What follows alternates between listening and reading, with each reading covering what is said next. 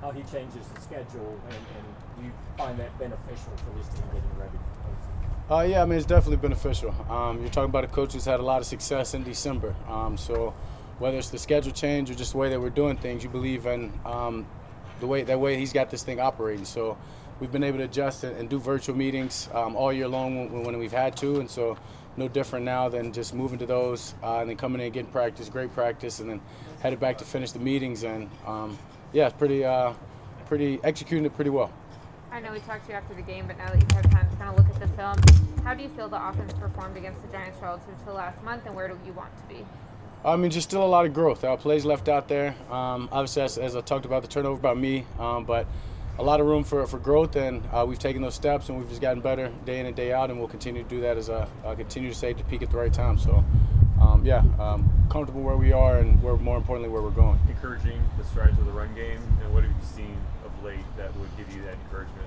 Yeah, I mean, communication, as you said, yeah, some strides there, some strides underneath in the passing game. Obviously, I understand the defenses are going to put the top on us, but overall, just our communication and togetherness, executing better, not having many as mental laps across the board. So, yeah. Dak, what's the mood of this team? Nice mask, my man. Love the mask. There you go. Hell State. On one side, I was telling him I got my scholarship before you got yours. Yeah, okay. But I got two of them. Two degrees. Okay. Let's not compete now. Trust, hey, no, we get away from the topic, man. But no, on one side, on one hand, Dak, you know, you're talking about improving and growth on the offensive side. You're not exactly where you want to be, but you're working towards that. But in the same breath, you know, you're close to clinching the division. You're in the running for the best record in the conference. What's your mood, and what's the mood of the team? As I said, just trying to make sure that we continue to get better and we peak at the right time. Controlling what we can control. Records are records. Those obviously, I mean, up and down. You see teams losing every week, and that's just the nature of this league. That's what makes this league special. So for us, it's about controlling what we can, going out and win another division game, clinching this division, and staying focused on getting better and making sure that we're hitting our strides at the best moving forward here at the end of December and into next month. You talk about the confidence you have in all your weapons, but also trying to play smart when they're keeping the top on y'all. When you're in the game, what makes the decision between, okay, this is the risk worth taking in this instance? Yeah, just where the game is. Obviously the score, the down and distance, and then just understanding that we got a good defense and not to put those guys in tough situations. So just playing complementary football from all the phases and just making sure I take all those things into account before I put the ball in risk. Your numbers at home are really good for you guys. You're averaging 35.5, I think, at home.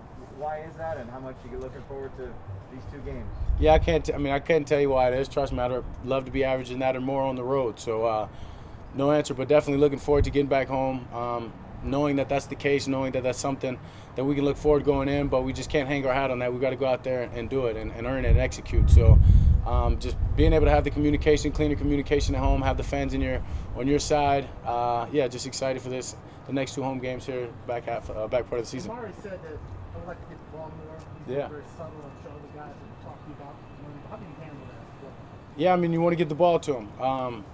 You'd much rather have a guy saying that and a guy hungry for the ball than him shying away from it in critical situations or just when you need to. So, it's a balance. I mean, you got a lot of playmakers on this team and on this offense, particularly when you're talking about the receivers.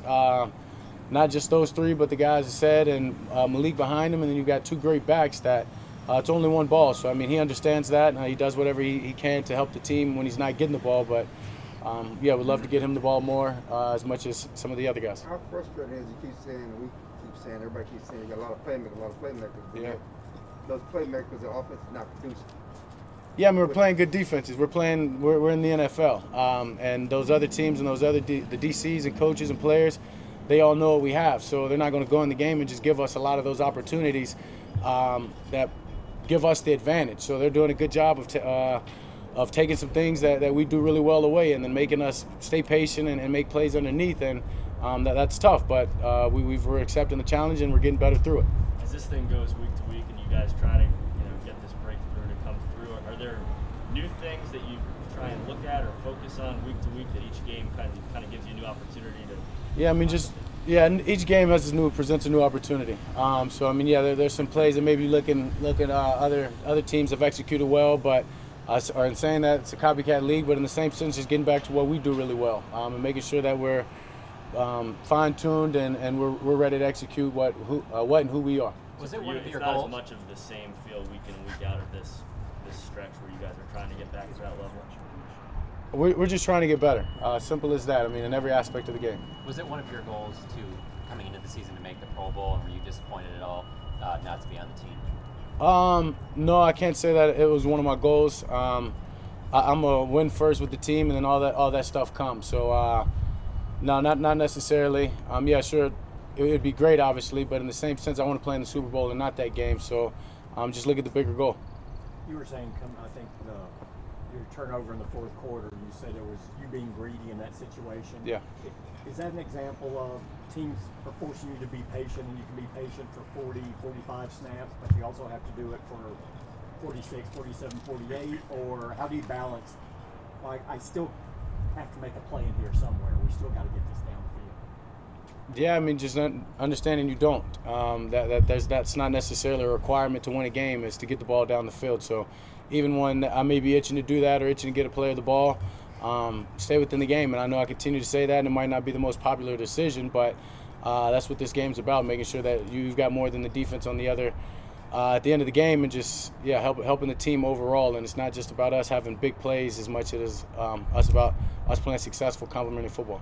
Mike was talking to us about how he thinks humility is really important, to be questioning your assumptions at all times.